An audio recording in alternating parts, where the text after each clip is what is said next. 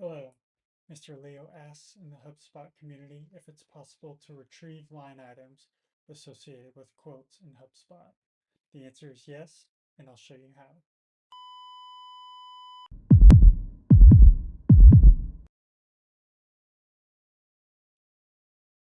In this website, I'm going to show you how to retrieve line items from a quote, add them to a Google Sheet, and then send an email notification to myself. My name's Ryan Schweihart, founder of Whole Heart Impact, where I help businesses with pretty much everything HubSpot and Zapier related. So what we're going to do to start with this example is we have a deal here, a fake deal. It's got line items attached. It has some contacts and companies associated, and then it also has a quote that's been created. So what I'm going to do is whenever this quote gets signed, it's going to move this deal into a closed won stage. And then when that closed won stage, when it lands in the closed won stage, it's going to trigger the automation to run. What it's going to do is it's going to get the quote, then it's going to get the line items associated with the deal. And then from that, it's going to grab those line items and put them into a Google Sheet. And then it's going to send me an email notification. So I've got the quote here, and I'm going to go ahead and verify to sign. I have my email pulled up on the other screen. I have received the email here, and I'll go ahead and verify my identity, sign the quote. Okay, so I've pretty much signed the quote here. I'll go ahead and click continue. Agree. Alrighty. So the quote has been completed. I'll give it just a second and refresh this. We should see the stage go into a closed won stage. Refresh it one more time. There we go. So it's in the closed won stage. Here's the line items that came in through the into the spreadsheet. And then we also have an email notification that came across from Zapier itself that has a message that I customized, and then it's got a link to the spreadsheet that we're just looking at. So how does it work? The first thing I did is set up a workflow within HubSpot. So this is a quote-based workflow. Whenever you go to the workflow section within HubSpot, you'll create a workflow from scratch, and you'll select quote-based from the left, and you'll get to this portion here. What I have is filter criteria. So when certain filter criteria is met, it will trigger the workflow. Right now, I have basically whenever the quote is signed, and so there's two groups that are listed here, basically creating an or condition. And so one of the groups is when the e-sign date is known. That's what I just demonstrated with an electronic signature. So all you have to do is add criteria. It'll be the quote. In this case, I already have it added, but you'll select e-sign, and then I selected just is known. So I'll delete that since I already have it listed here. And then we also wanted to take into consideration if a quote is manually signed. And so in a similar manner, I've come down here and clicked this add criteria, and then added the criteria here is manually signed. Select this and select true. So if either one of these are met, it will trigger the quote to the workflow to run. I do not have any re-enrollment set up, but if you are going to have multiple quotes for a deal, you may want to consider allowing for re-enrollment. And I turn this on, and again, we'd want either one of these to be checked to allow for re-enrollment to occur. So that's the trigger, and then the step is, or the workflow itself is just one step, so it's very straightforward. And all we're going to do is take the deal that's associated with the quote, and we're going to do the, well, I'll show you this. So yeah, all you have to do is hit this drop down. So we're at the set property value step, and then instead for the target object, we're going to do the associated deal. And then the property to set is the deal pipeline and stage. And then basically going to select closed one as the stage. And I'll hit save. Then you'll turn on the workflow itself, choose whether you want to enroll existing, quotes that meet the criteria, or if you want it to just go point forward, then you'll select no for enroll existing objects. Now let's hop into the automation in Zapier itself. So if I close out of this,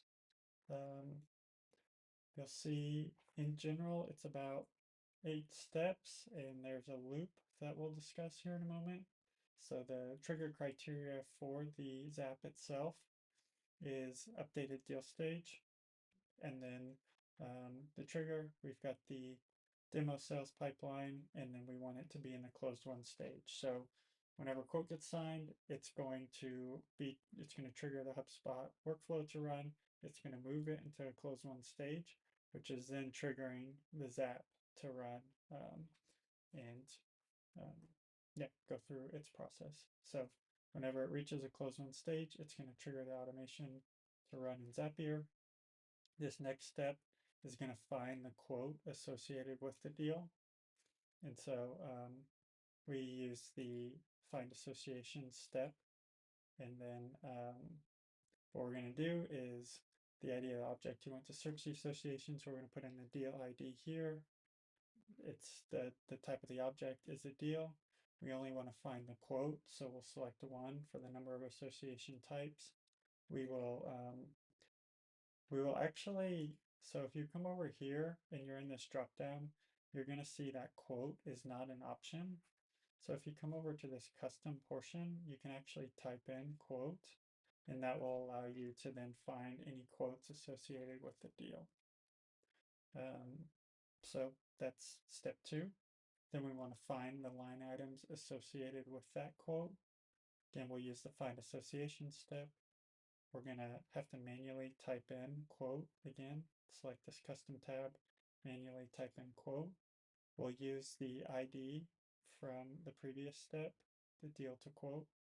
And then we only want to search for line items associated with the quote. In this case, we'll even if there's multiple line items, we'll just select 1 here for the number of association types we want to search. And then we will, they recently added line item, I believe. No, you'll also have to manually type this in. So go to this custom portion, type in line item with an underscore in here, and just singular, not line items.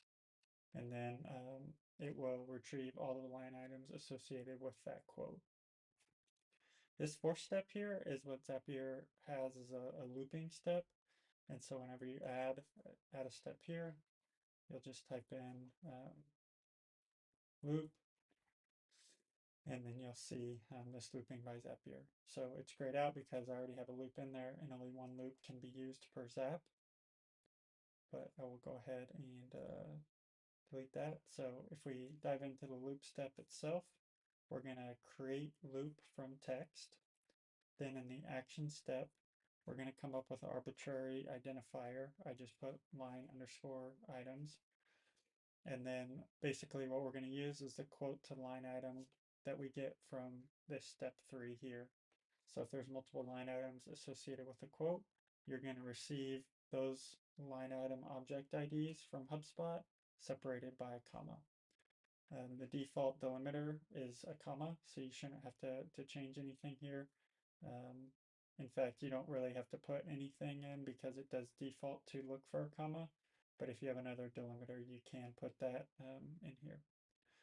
I always tend to leave trim white space as true, and then I leave 1 to 500. Even though there's only 2, it's just going to go through the 2, and I don't mess with this maximum number of loop iterations. So then now we are in the loop. You'll kind of see here this light gray outline. So that's basically saying everything, all these steps within this gray rectangle is technically part of the looping step.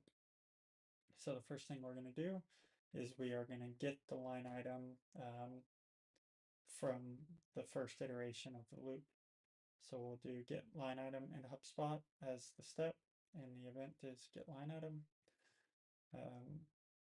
And then what we're going to map for the line item ID is just whatever your kind of unique identifier is from here.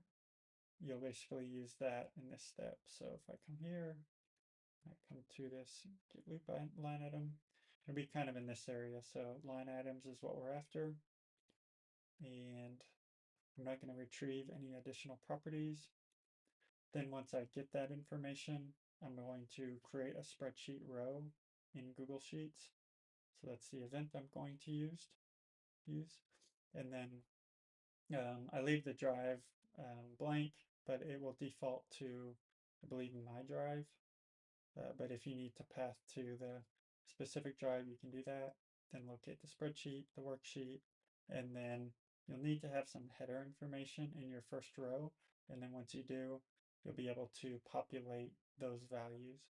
Notice here, I actually have like a semi-formula kind of being put in. So I've got an equal sign and the price minus the net price to be able to come up with some sort of a discount amount.